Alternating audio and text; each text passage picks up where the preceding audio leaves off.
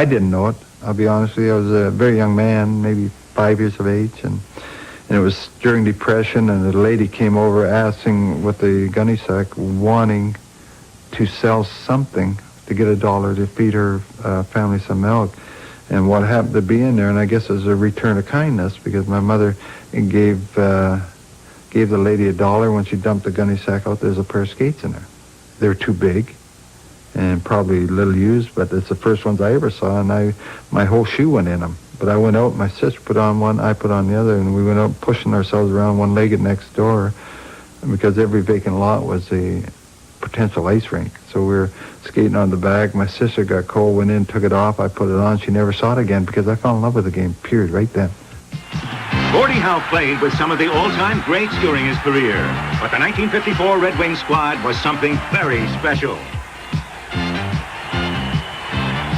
Ted Lindsay, number 7, Howe's left wing, was only 5'8", but he held the league's assist record. He was smart, competitive, yes he was, talented, yes.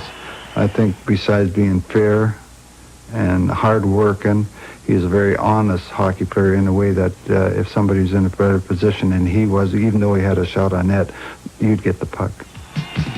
Alex Del Vecchio brings it up. Alex was the wing center and always at the center of the action. As far as I was concerned, Alex, who I played probably more hockey with than anybody in the whole league, including Ted Lindsay, was almost like a right hand to me as far as getting the puck to you. I know I played through the years, and I analyzed him pretty well. When he got into problems, when there's 2 or 3 guys around him, you keep going because the puck will get to you.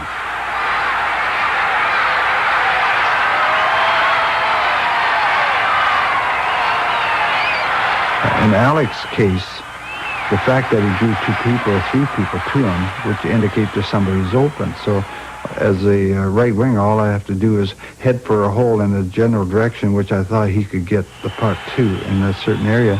And sure enough, he'd pick you up and get it to you.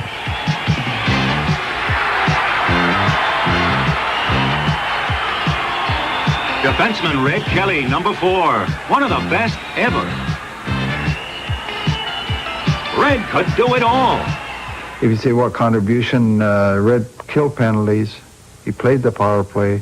He played up in front. He was just Mr. Ready and steady. He was a material that made championships, is what Red was.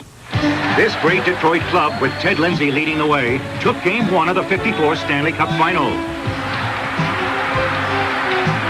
But the Canadiens, Doug Harvey and Boom Boom Geoffrion, helped Montreal come back in Game 2. This series was going all the way. Game 3. Alex Del Vecchio brings it up ice. He goes to Howe. Gordie gives it back. Score! Del Vecchio again. He passes to Howe, and Gordie slams it home. The Wings take 2 straight, but the Canadiens then take 2, and it all comes down to Game 7. Montreal's Floyd Curry beats Terry Sawchuk to open the scoring. Second period. Gordie Howe goes to Del Vecchio. To Ted Lindsay. To Red Kelly. Score!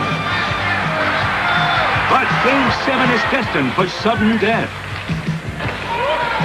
Montreal clears it from the corner. But Tony Leswick gets it. One shot, and the Red Wings win it all. Well, I was sitting on the bench, and for some unknown reason, I just felt it coming. I said, this is it. And little Tony Leswick winds up and shoots the puck. Doug Harvey was one, took a swat at it. It was so slow. It wasn't moving that fast, but when he went to grab at it, he just deflected and changed its directions a little bit. That went up over the shoulder of the goaltender, and it was a winning goal, overtime goal. I guess if there's any man to score it, that was the guy to score it, because you expect your goal scorers with the 40-goal yearman to come out with a big goal. But here comes this pestered little guy, and he winds up and shoots a puck, and he becomes a hero for that moment. 2 decades later, Gordie Howe would share more magic moments with 2 special teammates. His sons. In Marty and Mark, I dreamt about playing with them, and a fledgling WHA came along, and Marty and Mark got drafted, and my name was thrown in the pot, and I went to Houston with them. And I can't tell you, it's what a thrill it was. I don't know how many people have that opportunity to succeed with your kids. When I went on the road, I took half my family with me, which was great. Gordie Howe in 1974 with another youngster, a promising 12-year-old Wayne Gretzky. When Wayne breaks the record, I'll be there, first one in line to shake the kid's hand. I admire him, and I appreciate everything he's done, and someday he's going to be putting me back in the news because he's going to break everything I ever thought of owning, except the one probably which I'm the most proud of. And I've always wanted that. Ever since I became established in the league, I wanted longevity, which was Dick Clappers at the time, and I think 32 years is going to help me. Gordie Howe, a Magic Man in 1954, and forever, Mr. Hockey.